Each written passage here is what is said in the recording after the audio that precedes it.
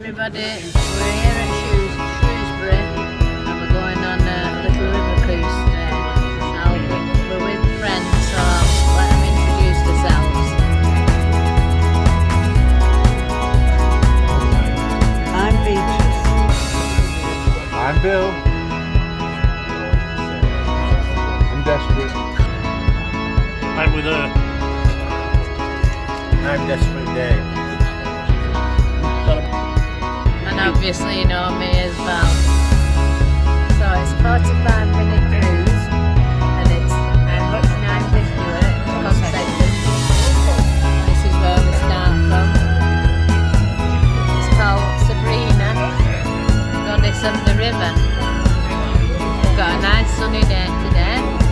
Just started drinking already. Blue skies. Dave's having a G&T. And I didn't know you drank less than sober. It's gone 12 o'clock. Going under an iron bridge. Golden Cycle.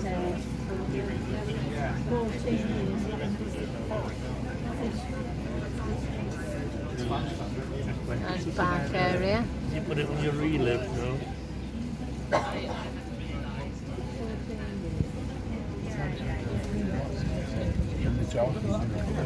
Yeah, I think there will be. Getting boot. Commentary. It's a nice park, doesn't Oh, it? that. Very nice.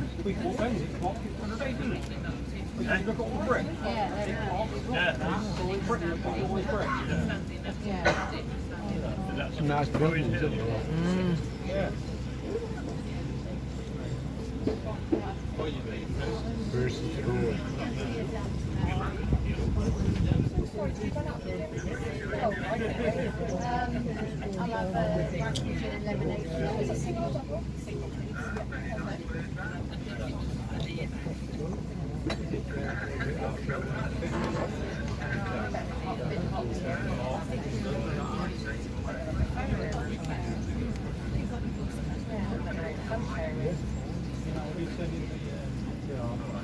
Setting up for a fun fair here.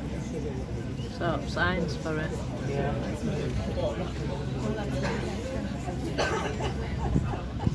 Probably this coming weekend, isn't it?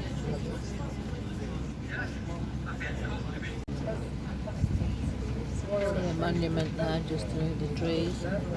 Still in the park. I wonder what that monument is. Shall I get my map out? That's wrong stuff there.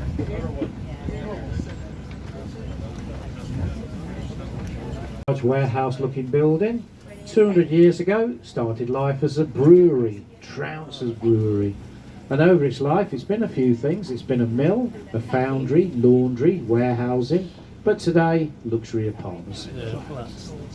If you look at the building as a whole and sort of split it in half, well, the left hand side was actually constructed when they built the flats, right hand side being the original brewery building. And the brewery actually ceased operating in the mid-1950s. And when the brewery was in operation, there was a thing attached to it called a tiddly bar. Now, there was a number of these tiddly bars attached to breweries throughout the UK at that time. It's where children over the age of 6 could get 2/3 of a pint of weakened beer per day because it was deemed safe to drink from the local water. It's ironic here in Shrewsbury, since the water used to make the beer in the first place came out of the River Severn, giving it a distinct flavour. Would do today. The river wildlife, there are a few species on the river: swans, ducks, goosanders, cormorants, kingfishers, Canada geese, and a few fish: salmon, trout, tench roach, barbel and pike. The pike in this river in 1852, designed by a famous architect, Augustus Welby Pugin, who was the same architect for parts of the Houses of Parliament. He died at a relatively young age of 40. At that time was the first Earl of Shrewsbury. The whole place was built for the Benedictine monks, and if you can remember a long time ago, the Brother Cadfael series was based here.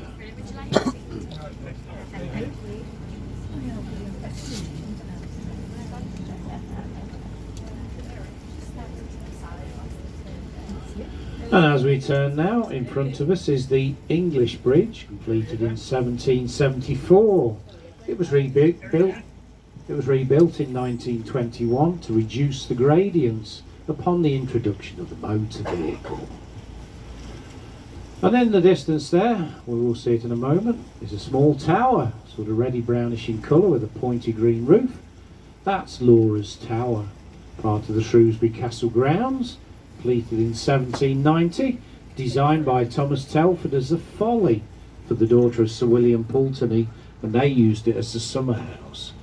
Made of red sandstone, has got a conical copper roof. A couple of buildings to the right of the English Bridge. The largest one is the Wakeman School, now the Sixth Form College, and the United Reformed Church, completed in 1863. Behind the Wakeman School used to be the Shrewsbury Town Gay Meadow football ground. Used to flood a lot, so they moved the ground to the outskirts of Shrewsbury. So what did they do with the site instead? They built houses and flats, as you do on a floodplain next to a river. And the river levels here in Shrewsbury are controlled by a weir downstream about half a mile away, so that takes care of the lower end of the river levels, but the upper levels, they can be a little bit unpredictable. If we now look to the right starboard side, we can see a red brick wall. Can you see the watermarks on the wall there, about 6 bricks down?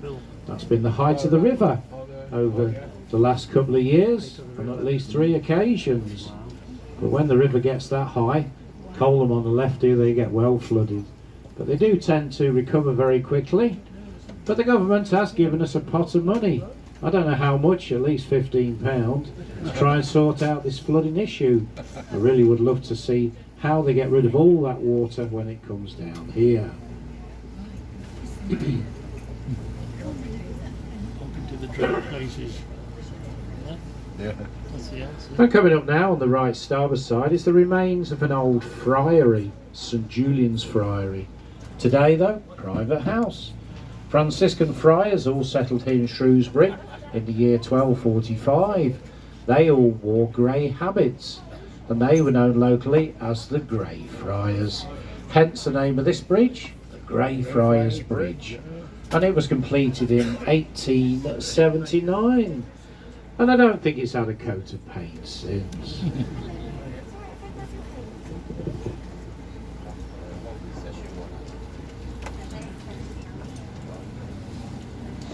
And the River Severn, we're 65 miles from its source, which is in the Plimlimmon range of the Welsh Mountains. The source of the river is 2,000 feet above sea level, and it works its way down through Wales, Shropshire, Worcestershire, Gloucestershire, and then ends its life in the Bristol Channel, where it becomes 4 miles wide. Evolution experiments in there with pond newts There's no and rush if you're still drinking. No, it's okay. You all done?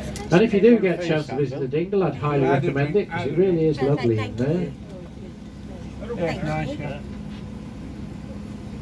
And also in the Quarry Park area, you can see all these avenues, and they're all lined with trees.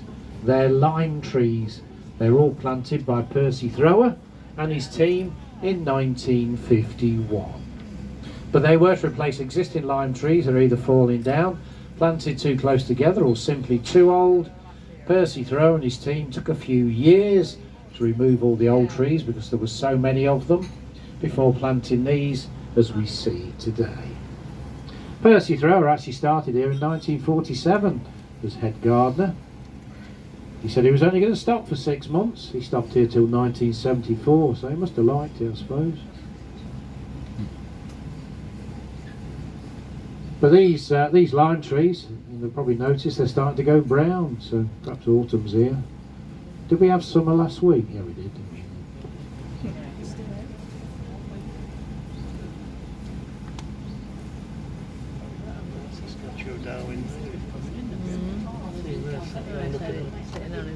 Coming up now on the right starboard side is a cheeky statue. No, it's not Percy Thrower, it's Hercules. Now Hercules has moved around the county a bit. He started life at Condover Hall, about 6 miles south of Shrewsbury, and then he was moved and put by St Chas Church, which is on the right up the hill there. But there he was deemed to be putting the parishioners off their prayers, so that's why he was moved down here, out of the way. A couple of things have happened to him over the years. At one point somebody actually painted him in the Shrewsbury Town football colours, and someone else actually stole the most important bit off the front, and now's a fig leaf in its place. Just imagine that appearing on Antiques Roadshow one day. And on the right up the hill now we can see a black and white half timber framed house. That's Quarry Lodge. That was home for Percy Thrower and his family when he was the park superintendent here. Today though, home of the flower show. To the right of Quarry Lodge is St Chad's Church, completed in 1792. Now this is the second St Chad's Church because the first one actually collapsed. And there are still parts of that building still left today around Milk Street here in Shrewsbury. But this one here is actually the largest round church out of 4 in England. Charles Darwin was baptised here in his year of birth, 1809. And around the back of this St Chad's there's a graveyard, and there's an actual headstone with the words Ebenezer Scrooge stamped on it, which was left there after they finished the filming of A Christmas Carol here in Shrewsbury in 1984. That was the film with George C. Scott in it. It's always nice to see that at Christmas. And someone the other week did ask me as to whether Ebenezer Scrooge had been buried or cremated. I really had to think about that one. And you'll notice there's a clock tower there on the right. That's over the Market Hall here in Shrewsbury. The clock tower itself is around 55 years old. A mere youngster.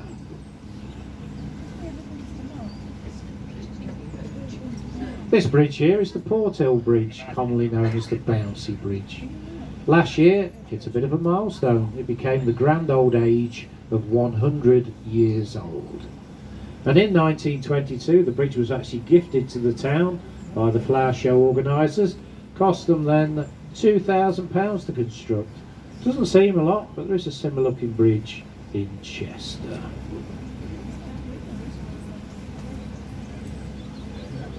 Well, we're nearly back from where we started. The Welsh Bridge, completed in 1795. And the word Welsh has got 5 letters. Welsh Bridge, 5 arches. And the word English, 7 letters. English Bridge, 7 arches. So if you do happen to get lost here in Shrewsbury, just count your arches and you'll know where you are. Lost. So that after a few. Just beyond the Welsh Bridge now, but to the left hand side, is the Theatre Severn, which was completed in 2009. When they were digging the foundations, they came across the remains of the previous bridge, St George's, which was completed in the latter part of the 12th century. A much larger, wider bridge, because in those days the River Severn was a lot wider than it is today. And in the middle of the bridge was a large tower, so they could control entry and exit. St George's Bridge also had houses on it, but unfortunately in the 1700s the bridge was partially destroyed by the highest ever recorded floods here in Shrewsbury, hence the birth of the Welsh Bridge as we see it today. They also found the remains of an inland port. Shrewsbury was a busy inland port come the 14th and 15th centuries. In fact, it was the 3rd most important township in England, behind London and York, for the transportation of goods along the river. Wool was brought from Wales via the river, and it stopped up in Shrewsbury to be treated and dyed in the drapers' buildings in the town before onward movement along the river to wherever. And just beyond the Welsh Bridge now, but to the right hand side, is a thing called the Quantum Leap. I can only describe it as looking like a large backbone affair. It's also been known to be called the Slinky Spring. It was put there to celebrate Charles Darwin's bicentenary of his birth. And a bit further on the right hand side there we can see the Premier Inn. Behind the Premier Inn, top portion of the Shrewsbury Castle. Inside the castle, lovely military museum. And within the castle grounds, don't forget Laura's Tower. Do you remember seeing that at the English Bridge? It's a bit of a climb to get up there, but not too bad. And once you get up there, there's some lovely Shropshire views from that point. Well, just before I leave you, a stonemason, when he was constructing the Welsh Bridge here, left a message on the right hand corner. 3 words, moral message. Commit no nuisance. He was probably talking about Shrewsbury Saturday night revellers on their way home, but who knows. Anyway, I've come to the end of my commentary now. I hope you've enjoyed it. I hope you've enjoyed this lovely sunny cruise. So if I could just ask you just to remain seated until we're fully tied up alongside the quay, and I will let you know when it is safe to leave. So I do hope you all enjoy.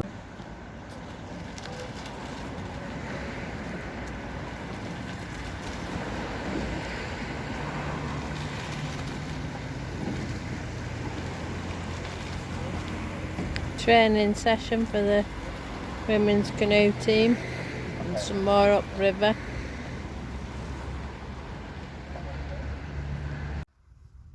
This is where we're stopping at the West Midlands Showground. Temporary campsite. Casual campsite they call it, yeah. This is the entrance. It's agricultural, weddings, corporate.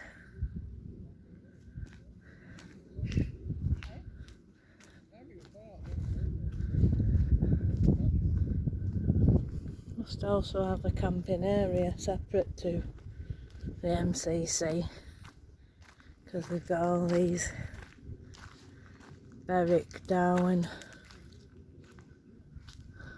camping and glamping.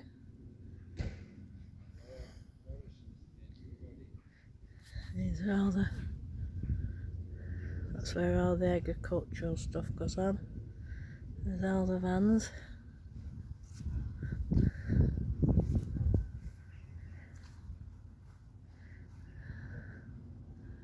There's showers, toilets, and I think he's got use of a washing machine free.